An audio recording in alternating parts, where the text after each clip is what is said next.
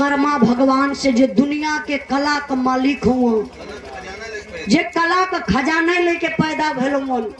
विश्वकला का बियाह जब विश्वकर्मा भगवान से हो गयल, विश्वकला जब दुल्हन बन के घरे अली तो धीरे धीरे कुछ दिन बीतल। एक दिन विश्वकला के मन में एक सवाल उत्पन्न भेल। सवाल यह बा कि हमार पति कलाकार हुआ, बढ़िया बढ़िया अस्त्र शस्त्र बनावेलन, हर देवी देवता के देलन, हमरे भैया बाबू के कहियो कोनो हथियार ना देहलन। विश्वकला के मन में सवाल चलत बा। उठ के गईली अपने पति विश्वकर्मा भगवान के जगाए के कहे लगली। अच्छा कहत कही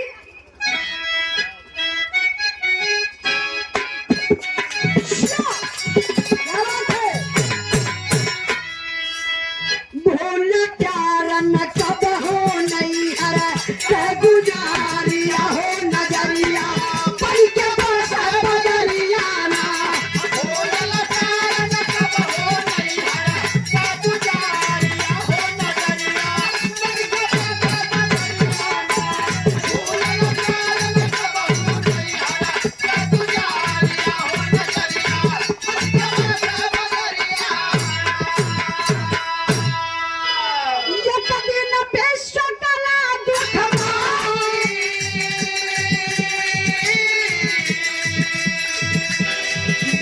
विश्वकर्मा से सैया बचला चक्र बना के हम विष्णु इंद्र के जाके हमारे भाई बाबा कैला नाकदारिया हो नजरिया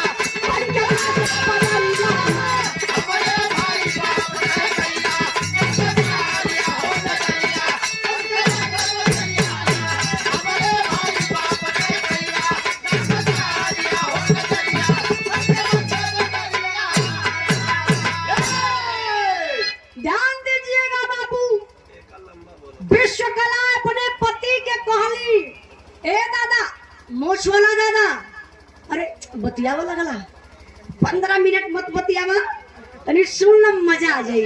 देखा मन बिरहा कोनो महफिल में गाइला, महफिल देख के गावल जाला कि यहाँ का लोग का पसंद करी है, ई चीज गावल जाई तो लोग पसंद करी है। तो 15 मिनट हाँ चच्चा, खाली बोला मत, ध्यान नहीं। विश्वकला अपने पति विश्वकर्मा जी से कहली कहो हम सुन ले ही कि तू बहुत बड़ा कलाकार हुआ, बढ़िया बढ़िया अस्त्र शस्त्र बनावेला, बड़े बड़े वीरन के देला, कहियो हमरो भैयो बाबू के याद कैला। अब तो विश्वकर्मा भगवान के शरीर में आग लगे लगल। हम बताइला चाहे मेहरारू केतनो पुरान हो जा दादा, उनके नैहरे का याद सतावेला जरूर। नैहर को वो भूलैबे ना करी है। जानत या दादा सारा सुख दादी के देदा। दादी आज लेकर उनसे क्यों पूछे काहे बहिन का हाल, कहिया बहिनी का बात मुआना का जाने हमार हाल। अरे हम नैहरे में रहली तो घिउए दूध में बोरल रहली, जहाँ अंगूरी लगाओ वहाँ से घेव निकल कि नैहरे में अगर चटनी रोटी खैले रही हैं तो ससुरे में आई के बड़ाई बतियावली कि हम दूध घी खात रही, और ससुरे में दूध है घी में बोरल रही है। जाए के पड़ोसी से यह कहे बहिनी मुआना के साथ हमारी जिंदगी खराब हो गई। सोचने वाली बात है। अब विश्वकला जब अपने नैहरे के बाद विश्वकर्मा भगवान से कहली कि हमारे भैया बाबू के काम के हथियार बनाए के दे देता, हमारे भैया बाबू को सम्मान तनी बढ़ जात, और वही बहाने तोहरो सम्मान बढ़ जात। अरे बाप रे बप्पा, विश्वकर्मा भगवान तमतमाए के उठलन। अब उठ के विश्वकला के चिकोटी कटलन। चिकोटी काटे का मतलब बात तर्ज बड़ी बढ़िया लगल बा हमारे दादा के जमाने का। दादा नदिया का पार फिल्म देखले हुई ना, देखले अरे कई पार लोग देखले हुआ के दादा कहता हूँ देखत रहे देखा दादा लोगन का भी जमाना होला आज भी जमाने में हुआ मास्टर साहब है गीत लगल बा जौने गीत के नदिया के पार फिल्म में आप लोग देखल गए कैसे मास्टर साहब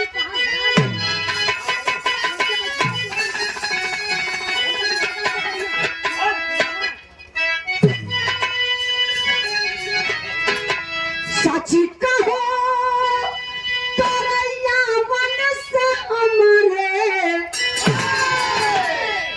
साची कहो तरैया वन से हमारे अंगना में आइल बहार से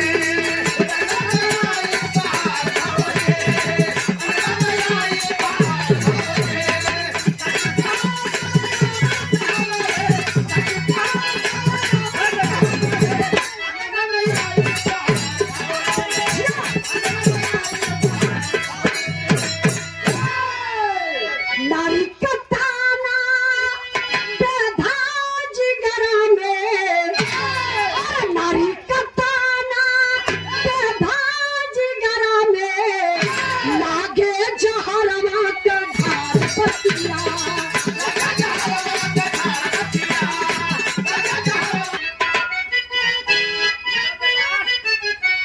नारी का ताना बेधा जिगरा में नारी का ताना बेधा जिगरा में लागे जहरवा के धार पतिया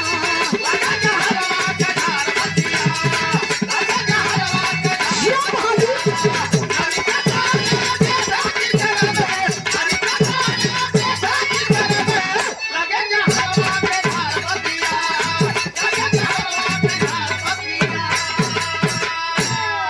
बाबू के तोहरे जाने ना प्रभु ताये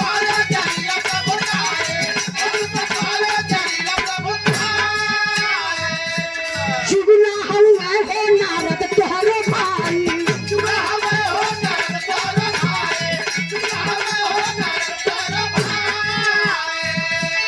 साकर है कायर कटारी है तारी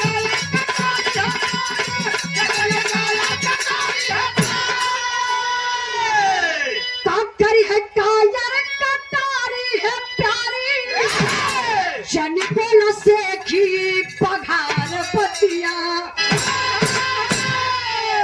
ध्यान दई विश्वकर्मा भगवान अपने दुल्हन विश्वकला से कहले तुम मेहरारू का जात पिटिर पिटिर बोलत हो अगर हम ना कुछ बोलब तो तू कपारे चढ़े का कोशिश करत हो सुना तुहार बाप सबसे बड़ा कायर हुआ ब्रह्मा जी तुहार भाई नारद जी नंबर 1 चुगला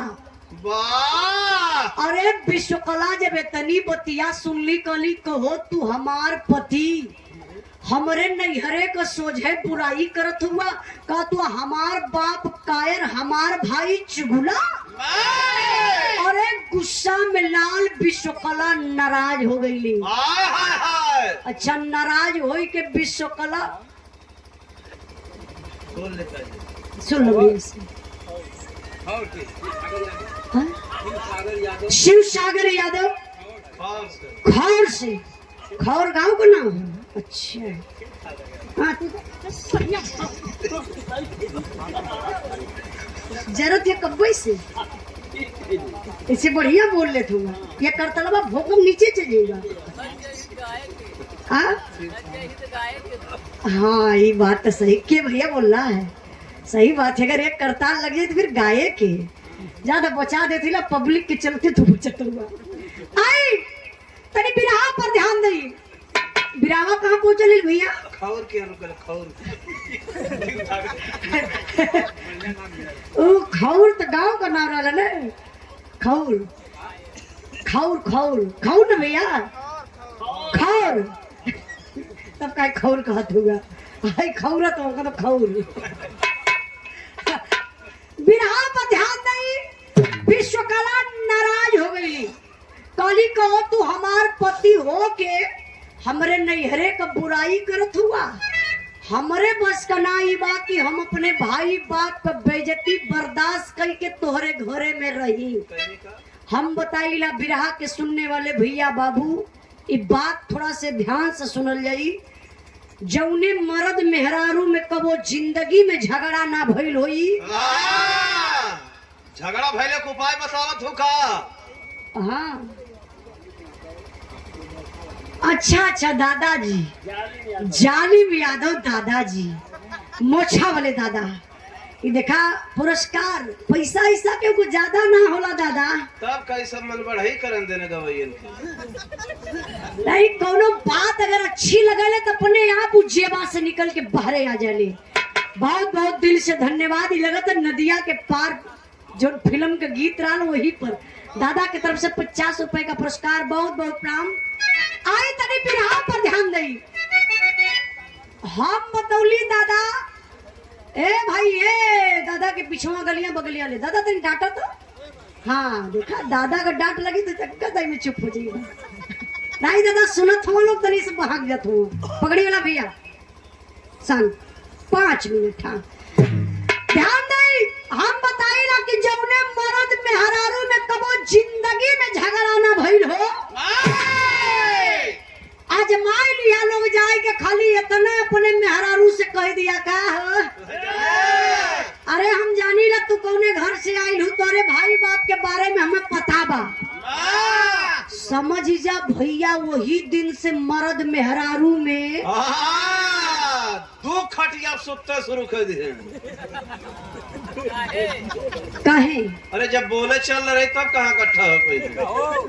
जौने दिने इतनी बात कह आजमा लिया कि देखा उजाला सही कले की गलत, खाली इतने कह अरे हाँ चला जानत हिला तोरे भाई बापे के बारे में कौने घर से तू आइल हूँ।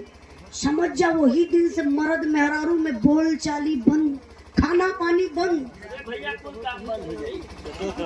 अब विश्वकला अपने नैहरे का बुराई जब सुनली बर्दाश्त ना कर पौली। अच्छा करत कहीं बड़ी बिजोड़ तर्ज लगल बा मास्टर साहब।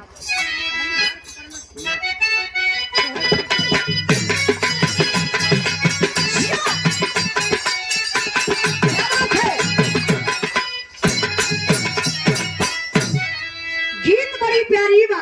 ए गीत के हमार माई बहिन लोग गावली और दादा जब गांव में मेहरारू गावली बिना साज बाज कहू। हाय हाय हाय सुने में लगला कि सुनवैयन के मुहे में रसगुल्ला का रस टपकत बा।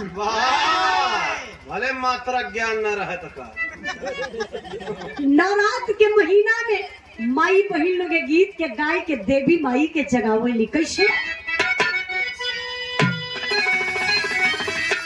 अरे निमिया की डालिया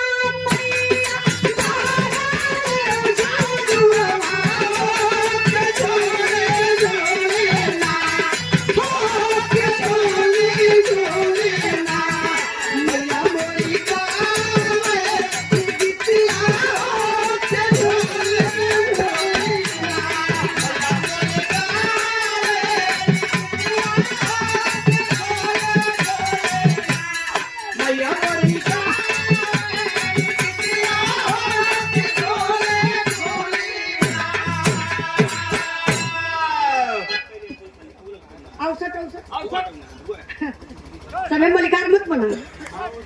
आई बिरहा पर ध्यान दई। विश्वकला नाराज भइली और नाराज होई के करत का ही मास्टर साहब।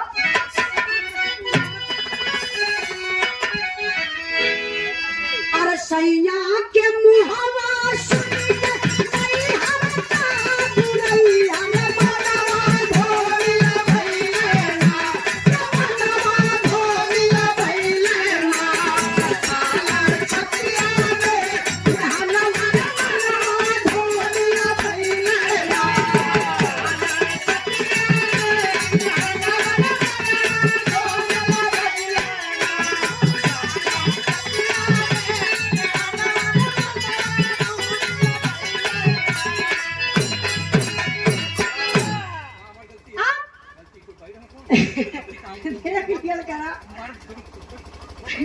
हम तो मरवा के ढाल ओढ़ के सही बात है। नहीं चचा कटाइए लोग कहियो जरूर। एक इनकर दिमाग न्योता पे है हाई जाला घर में तब तरो के लइकन के घरे भेज देला स्कूले रास्ता और ये कहीं देखा लइकन के घरे भेज दिया छुट्टी मिलल है। अच्छा ये बतावा गाँव आयल हो ना तब का तरक पढ़े भेजत था सब ना समझे तो तोरे भाषा के लेकिन हम समझत नहीं। आई विश्वकला नाराज है करत का ही मास्टर साहब अरे रूठ के ससुर से चला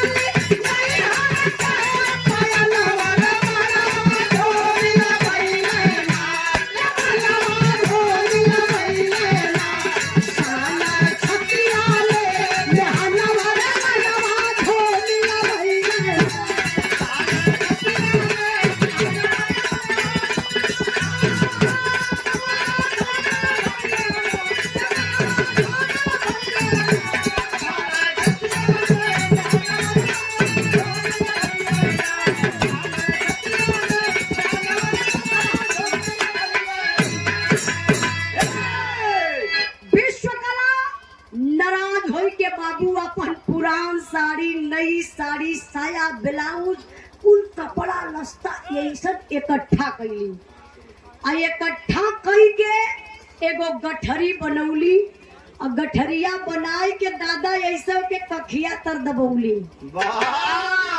अच्छा कखिया तर ऐसे दबौली बैग ना रहल का उनके।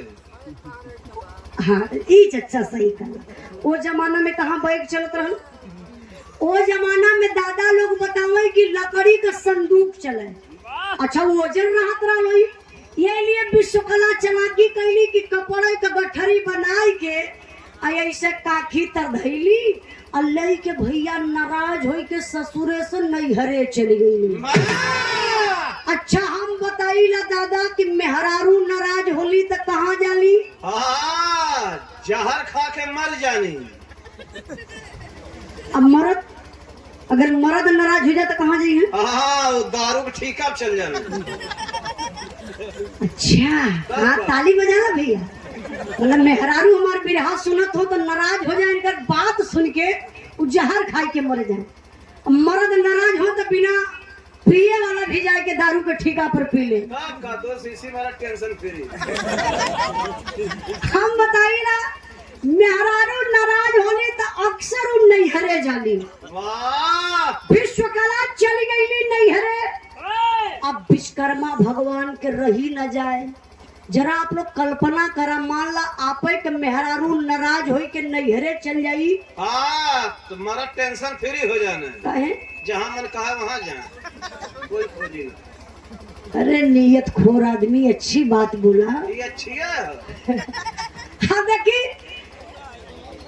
विश्वकला चल गई विश्वकर्मा भगवान के न खाए जा न पी जा न बोल जा न डोल जा न अकेले सुत जाए।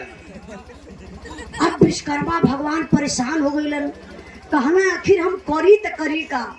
कहले चलत थिला एक बार अपने ससुरारी विश्वकला के मनाए के लेके चली आई। लेकिन विश्वकर्मा भगवान सोचे लगल मेहरारू को जात अगर हम ससुरारी जाई मनावे हो सके विश्वकला हमार बात नहीं माने तो हमारा अपमान ना पूरे मर्द बिरदरी का अपमान हो जाई। विश्वकर्मा भगवान कला जाएगा हम तो कलाकार है जब नैहरे गईली है तो जा वही जर रहे। विश्वकर्मा भगवान दिमाग लगौल कैले का बिना कंत कामिन कल्पे बिना कंत कामिन कल्पे कामिन बिन कल्पे कंत लाचार कलाकार काहे के कल्पे जकरे हाथे हुनर यहाँ।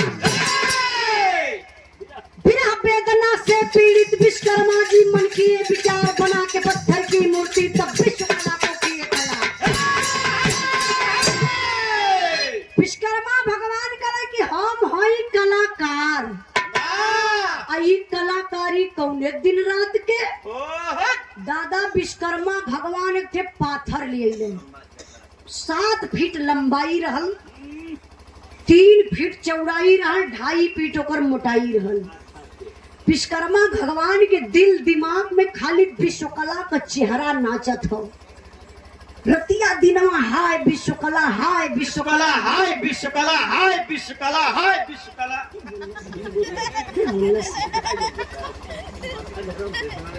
हाय विश्वकला रात दिन करते रह जा बाबू। हम बताइए कोई मूर्तिकार हो, कोई चित्रकार हो, जब वो चित्र को बनाता है, किसी का भी चित्र बनाना है तो उसके माइंड में वो चलता है। अब विश्वकर्मा भगवान के माइंड में विश्वकला चल गई। छीनी हथौड़ी दादा लहलन कोई पत्थरा के गढ़े लगल, गढ़त गढ़त गढ़त गढ़त गढ़त गढ़त गढ़त गढ़त गढ़त गढ़त गढ़त गढ़त गढ़त। अरे सरवा तना मत गढ़ दे, पत्थर फूट जा रे। अच्छा दादा देखा आन का छीनी हथौड़ी दूसरे छीनी पकड़ ले है ना।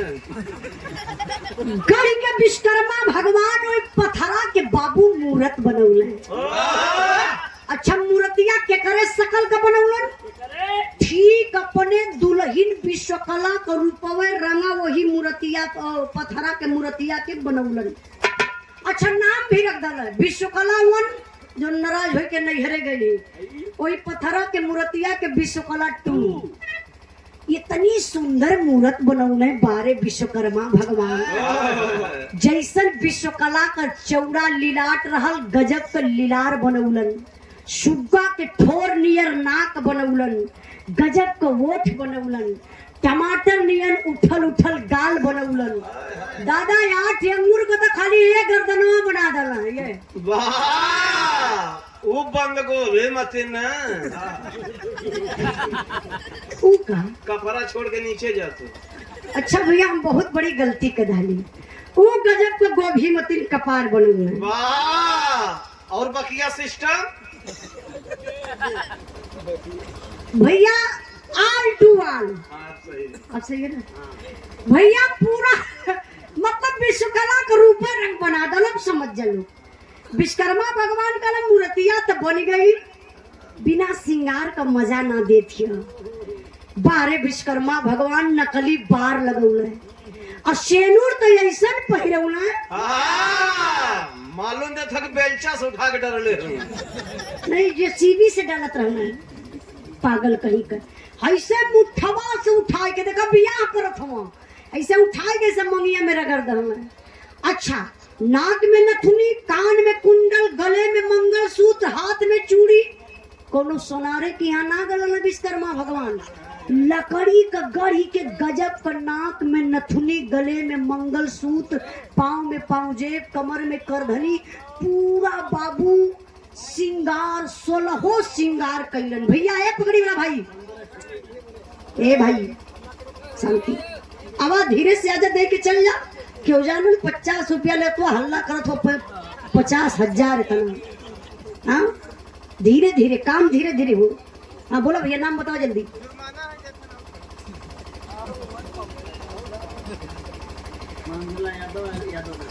मंगला यादव, यादव नगर से।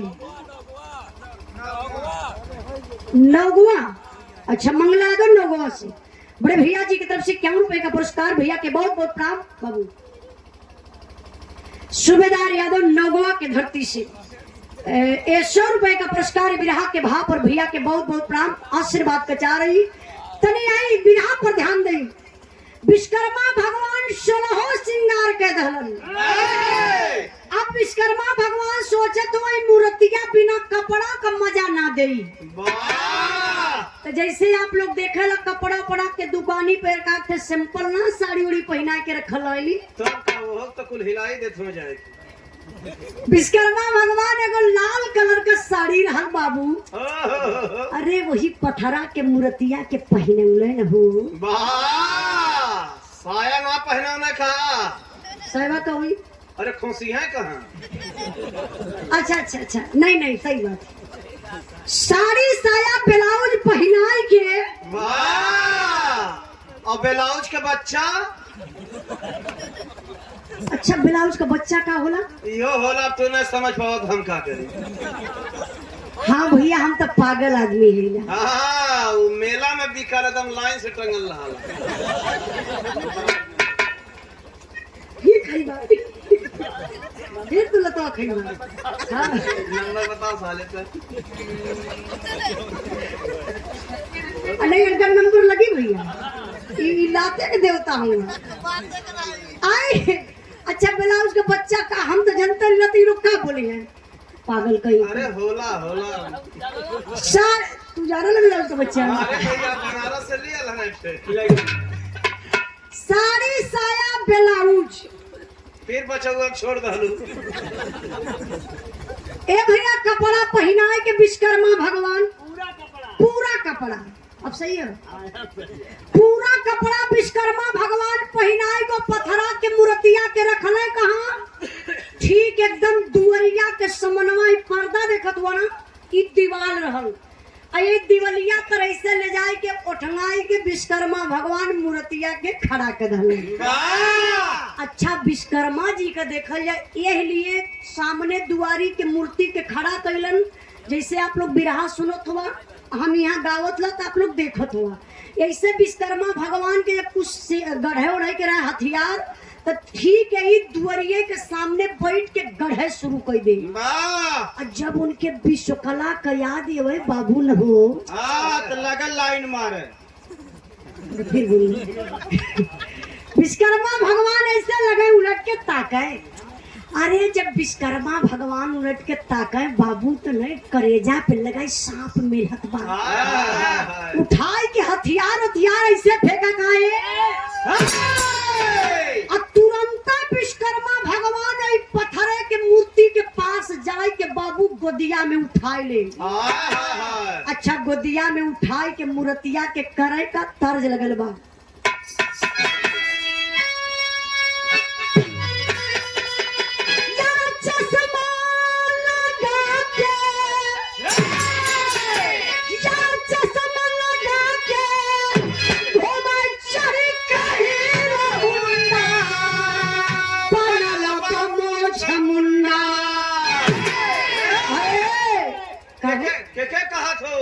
तू ही बता दे क्या तो तिरभुवन नाथ के कहा तू ना। देखिए भैया चश्मा लगोले होता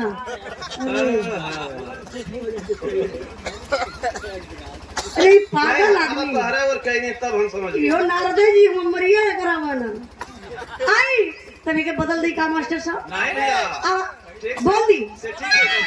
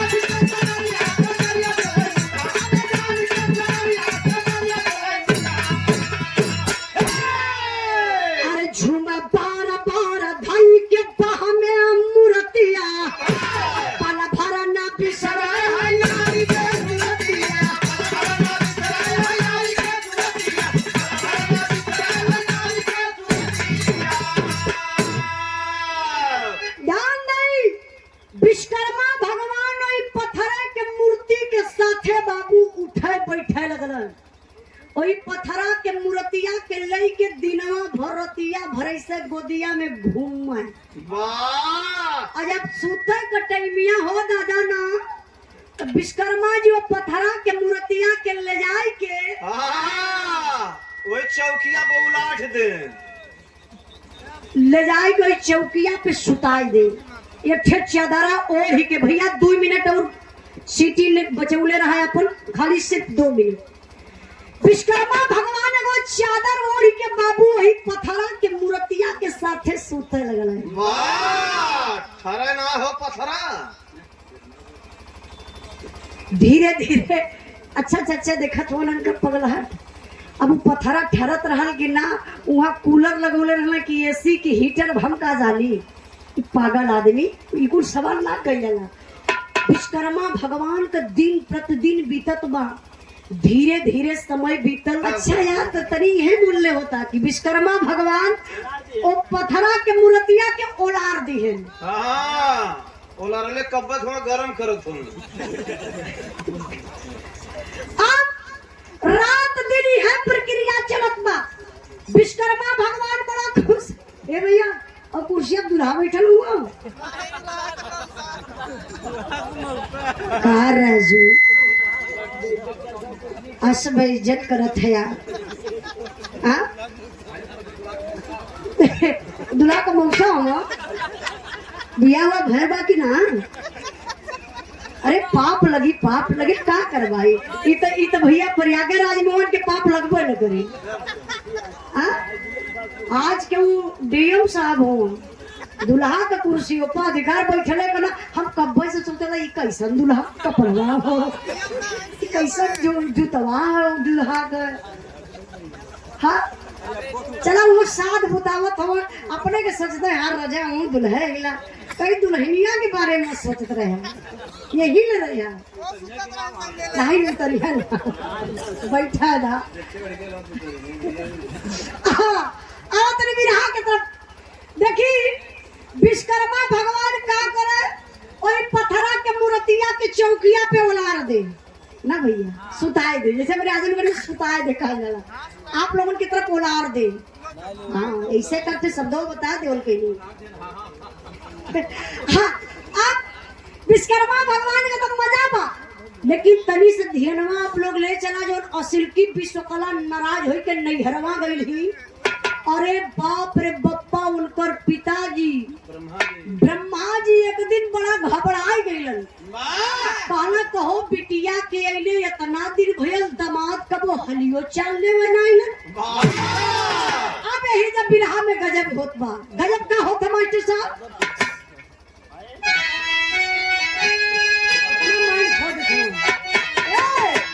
अरे आए विश्वकर्मा के घर पर क्रोध मानी, मूर्ति पे गिर गया कमंडल का पानी।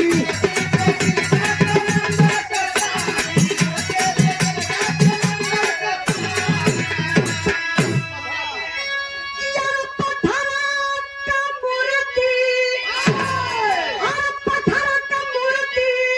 बने गोलक तले गुजरिया सजरिया सोई मुरहा। अरे सजरिया सोई मुरहा हाय तानी गे जबरिया।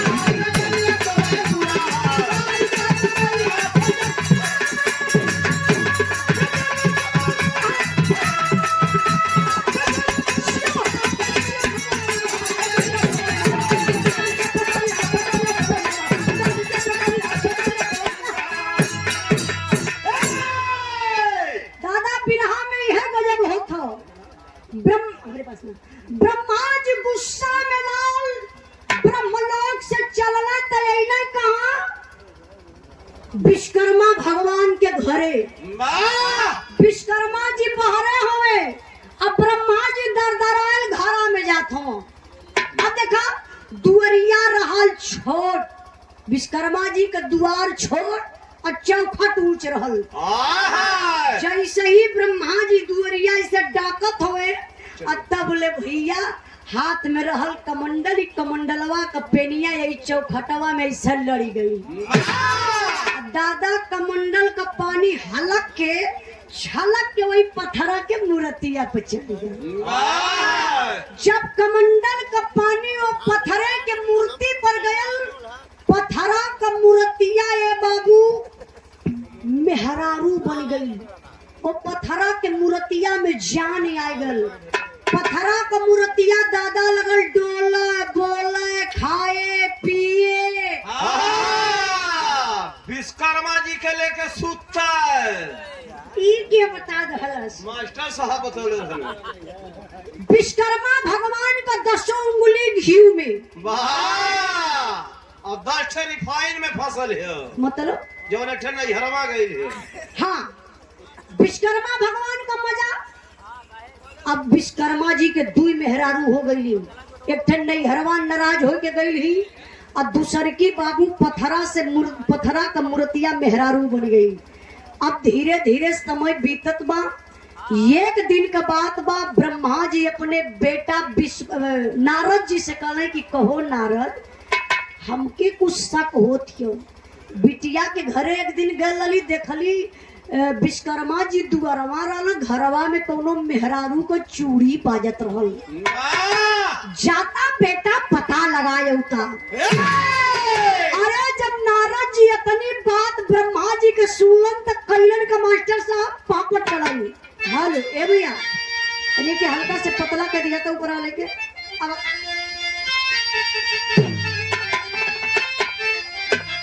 अरे एक दिन पहुंच विश्वकर्मा के राजधानी, नारद ज्ञानी हो बजाते बीड़ा कमल मेहमानी, नारद ज्ञानी हो।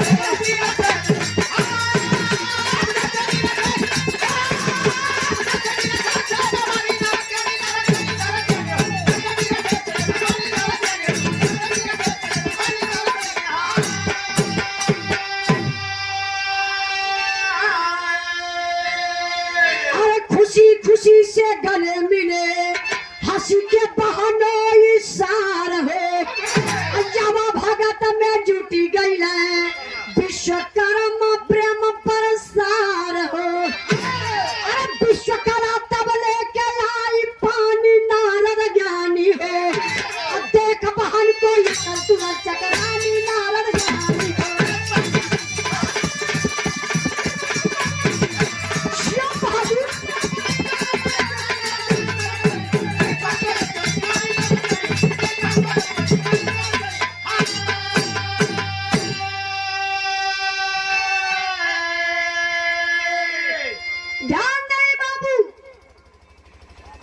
नारद जी ब्रह्मलोक से नारायण नारायण नारायण करत अइलन कहां? विश्वकर्मा जी के दुआरे। अब विश्वकर्मा भगवान जब नारद जी देख के देखना कहना, अहो भाग्य ऋषिराज पधारे। आइए साराम, आइए साराम, आइए साराम, आइए साराम, कहना आइए आइए आइए। आइए साराम। लियाई के दरी बिछा देना विश्वकर्मा जी। पहले दादा देखा दरी चलत रहल, अब तो मैट वेट चले लगल ना, दादा जानत रहियन। दरिया बिछौले, नारद जी ऐसे पलथरिया मार के दरिया पे बैठल। अरे बाबू, नारद जी का निगहिया चौतरफा देखत बा कि हऊ जौन बाबू जी कहले रहन कि पथरा सॉरी कि घरवा में कोनो मेहरारू को चूड़ी बाजत बा। उन मेहरारूआ बाय कहाँ, तबले संजोग देखा पथरा से जौन मेहरारू बनल रहली, उ ले के हाथे में मिठा पानी अइली नारद जी के बगलिया में धरत हई। अरे नारद जी का मुहवा दबाई गयल। नारद जी समझी न पावत हुआ, कहले कि कहो या बही हम घरवा रहली है, तो बहिनिया घरे रहल है, आई कब विश्वकर्मा जी के घरे आ गई। टेम्पू रिजर्व के आइल रहल है। हाँ, वही कहीं ड्राइवर रहल है। अरे हम ड्राइवर है तो रास्ता में उलाट दे, कहाँ जाए दे। अरे नियत खोर आदमी। नारद जी समझ ना पौले, काहे कि दोनों विश्वकला एक कलर करली। सोचत हुई हमार बहिनिये बा, ना विश्वकर्मा जी के पानी पियायल, सॉरी ना नारद जी के पानी पियायल, ना मिठा खवायल। हे बाबू, नारद जी बीड़ा उठा ललन, नारायण नारायण। बैठा हो नारद के साथ बैठा। हम घबरा गए भैया, ई के बाहो। हाँ, ये नारद जी के सार हम। है। अच्छा अच्छा, नारायण जी नारायण नारायण करत बाबू पहुंचना कहाँ? पहुंच गईले अपने घरे, वही पहाड़ में से चिल्लात हो कल बहिनिया रे बहिनिया। तत लुटा गली रे बहिनिया। तो ये माइक में प्रचार करा, सार बहन लुटा गई। कहा बहिनिया गजब विश्वकला काली कहा भैल भैया, कहा तू नैहर देखत है संहारत है उस सरवा पर मन के लूटत हो के विश्वकर्मा गरियावत हो। तू गरीब तो तू नहीं वो गरियावत, हम काहे गरिया। कहा भाई तू नैहर संहारत, तू जा देखा बहनोई दूसर मेहरारू लिया के राखी लहलन। अरे बाप रे बप्पा, जब विश्वकला सुनली कि हमार मर्द दूसर मेहरारू लिया के राखी लहलन, बर्दाश्त ना भैल बाबू। विश्वकला करत कही मास्टर साहब आधा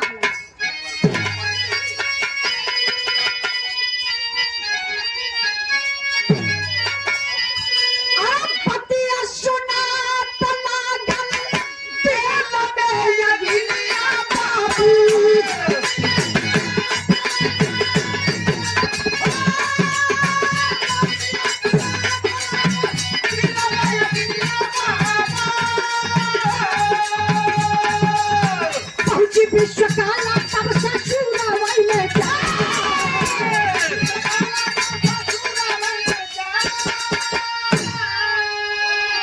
अरे बोल विश्वकला विश्वकर्मा से बचनिया बाबू।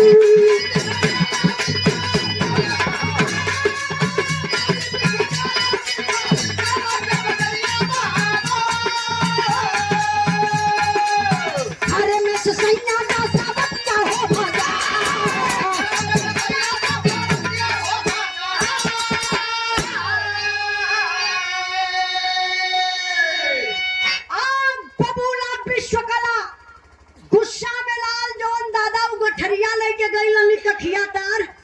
फिर वह गठरी उठौली काखी तर दबौली और नैहर से भागल भागल ससुरे अली। विश्वकर्मा जी ऐसे दुआरे बैठल हुआ अपन गढ़ा उड़े शुरू कैले हुआ, तबले आय के समनवे खड़ी भैली। विश्वकर्मा जी देखला कहला आई हो दादा डैनिया कैसन खड़ी है हो। इनकर तलिया हम बता कहां डाइन खड़ी हो? वो विश्वकर्मा जी घरवा ते हरियर का हथवा करत हुआ। अरे हमार सीधा हरे परत हो। लहर कहला अरे अखिया से बुड़ी तो छोड़ रखिया पागल कहीं का। दादा बाप सब उल्टा समझ जाई ना, पागल कहीं का। देखी विश्वकर्मा भगवान के सामने जब विश्वकला खड़ी भइली, विश्वकर्मा भगवान घबरा गए, कहा आई हो दादा देवी प्रकट हो गईली। अब तो लगा था बवाल होई, कहे देवी कैसे आगमन, कहा देवी ने देवता। ये बतावा सवतिया पाई कहाँ? विश्वकर्मा जी कहना सवतिया मतलब? अरे देवी उल्टा सीधा तो से के का कही देला, का फिर काला देवी देवता। चला देखावा सवतिया के विश्वकर्मा जी बहरवे। अब भैया बिहौती न दादा घुस गई अंदर, घुस गईली विश्वकला अंदर। और वही अंगनवा में पथरा वाली विश्वकला आराम से ऐसे सूत के भैया मैक्सी उठाए के बेना से हवा लेत रही। तू का करत रहला उज्जू? वीडियो बनावत रहने। विश्वकला बाबू पथरा वाली विश्वकला सूतल ही, असिल की विश्वकला जाय के बाबू झोटावई पकड़ ली। काली करस सवतिया घर हमार, दुआर हमार, भतार हमार। लाइक सुत्ता थी के वो पथरा वाली कहत। अच्छा दादा बुझात है देखत रहला।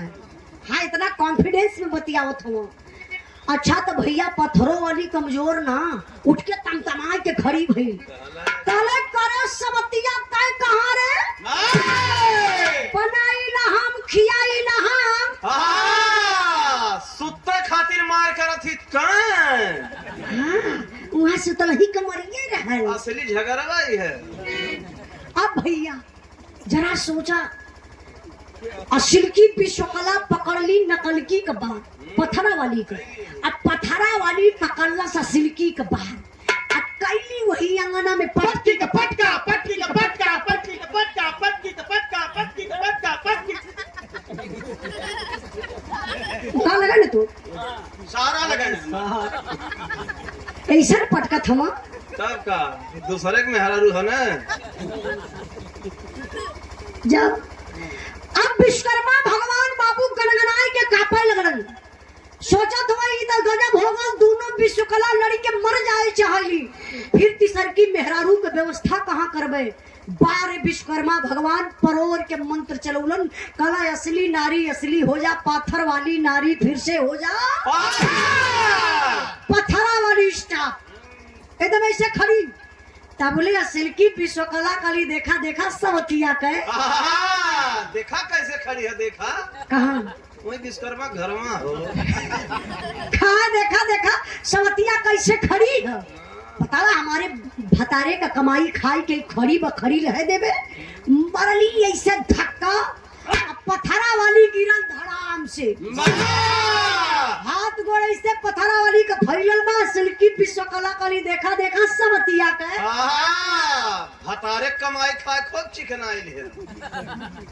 कहाँ देखा सवतिया के अब वही सुतल बा, अगर दुइयो दिन खातिर नाराज हो जाइब ना तो ये हमार मर्द विश्वकर्मा जी के फिर अपनाइली हैं।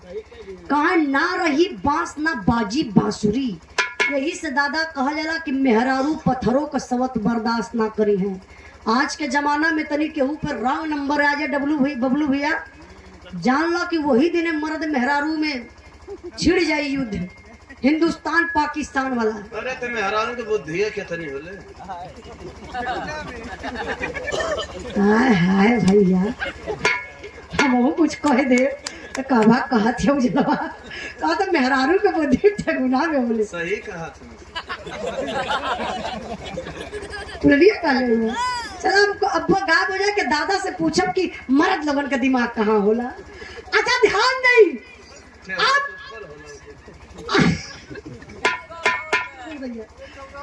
देखिए हमारे बड़े भैया अरुण के दिमाग ठेगुना में होला, वाह मर्दन का दिमाग ठेहुना के ऊपर होला।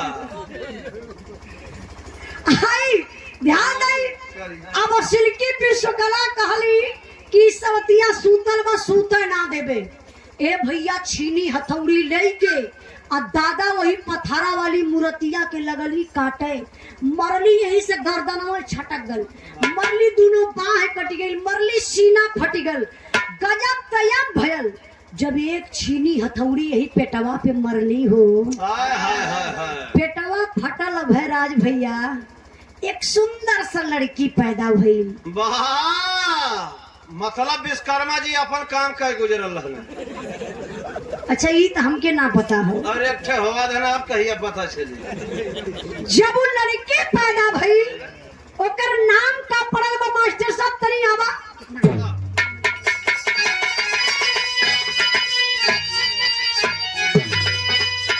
अरे तेरा नाम कन्या का जगमग राती, जेकर काम देव दुनिया में भइला पति।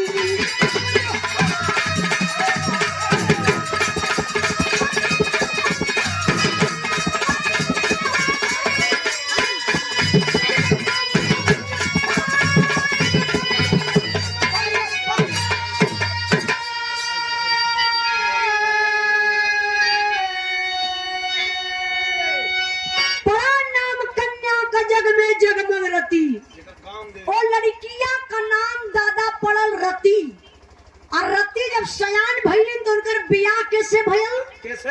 कामदेव से। अच्छा कामदेव के बाद आज भी हर एक इंसान के अंदर कामदेव पावल जलन। वाह हमारे पार्टी में जने कामदेव खत्म हुए के कर हे मास्टर साहब। कामदेव सच्चाई बता बनी कि अगर अपने असली रूप में कामदेव आ जाए ना, अच्छे अच्छे ऋषि महात्मा पुरुष लोगन का कंठी टूट के ताखा पे धरा जाले। देख ला आसाराम बापू के और नारायण साईं के, और राम रहीम के, और चिलमिलानंद के, और सीमा हैदर के, राधे माई के भी देखा। फिर बोले अच्छा सही बात बा। कामदेव दादा ये बतावल जाए, आसाराम बापू की आप लोग जानत हुई हैं, साधु बनल रहला, अपने आप के कहा कि मैं परमात्मा हूँ, स्वयं बताओ। हाँ अपने आप के कहा कि मैं खुद ही परमात्मा हूँ, हमको आप लोग पूजिए, लेकिन जब चाहूंगा बारिश करवा दूंगा, जब चाहूंगा सूखा करवा दूंगा। अच्छा भैया लेजर लाइट 12 के करे ऊपर के करे, जवन लड़की महफिल में सुंदर रहा है दादा ओकरे ऊपर लाइट जलाए दे। हाँ उनकर दासी समझ जाए काज के गुरुमुख करी है। हाँ अब समझ जाए कि आज ये लड़की के हाँ गुरुमुख हुई। हाँ, अरे दादा इतना ना नहु कि मेरा रू भक्ति रहनी। हाँ मंदिर बनौले रहना छोट के दुआरे, आसाराम का फोटो धै के पूजा करत रहना, और जब वो पकड़ा धराई गई ना जेले में चल गई ना, तो फोटोवा मंदिरवा में से ले जाके कहाँ टांग देना, बेडरूम में। बेडरूम में। एक दिन ही पूछल कि कहो कहा यहाँ टंगले हो, तो कहा था कि हाँ रतिया भर सारा ललचाला यही देख के। बतावा ऐसा ऐसा भक्त लगूंगा। तो हम बतावत बनी एक ठे देखा ये बतौला कि सीमा हैदर, सीमा हैदर के जानत भैया? हाँ पाकिस्तान वाली भौजाई। एक वो सचिन है बाबू जो मारते थे बॉल, सीमा उस पार जाता था छक्का, तालियों की गड़गड़ाहट होती थी, लेकिन अब थे हाई सचिन मुच मुच हवा। हाँ पूरा सीमा में उठा लिया है। अरे दादा पूरा पाकिस्तान से सीमा उठा लिया है। हाँ ये करे ना भैया, और सथवा में 4 ठे विकेट भी लेके आए। अच्छा विकेट, अच्छा हाँ मतलब 4 लड़का का मतारी। हाँ 1 ठे अंपायर भी रहा, ये समय फील्ड में दौड़त हो गया। इंडिया का निशानी हो गई, कहा ये हमारे प्यार की निशानी रहेगी। अब देखा थे गर्भ वो बा का फायदा होला, तो हम बताइला बाबू कहले का मतलब ई बा, मेन पॉइंट ई बा कि कामदेव अगर अपने असली रूप में आ जाए तो अच्छे अच्छे ऋषि महात्मा पुरुष लोगों का कंठी टूट के ताखा पर धरा जाए। एक बार कामदेव बहुत बड़ी गलती कैलन, कामदेव के शिव जी जलाए के भस्म कर दलन, तब रति जाए के शिव जी के सामने रोवत है कि बिना पति के नारी का कमन गति, हमरे पति के जियादी। शिव जी कहला ये जन्म में ना तोहरे पति के अगले जन्म में जियाई, फिर तोहर बियाह कराई। अगला जन्म का भेल, आगे बियाह का भेल, बिरहा हमारे इजा खत्म भइल, कुछ गाय बजावे में गलती भइल होई तो आप लोग क्षमा करी है। अगली बिरहा सुने के रही तो हमारे चैनल पर चल जाइए उजाला यादव ऑफिशियल पर। आई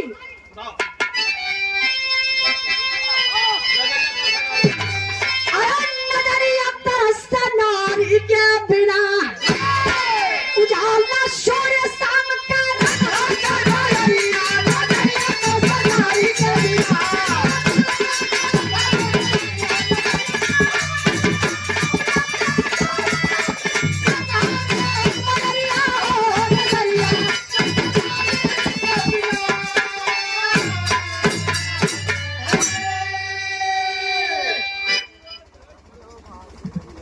धन धन देसवा हमार।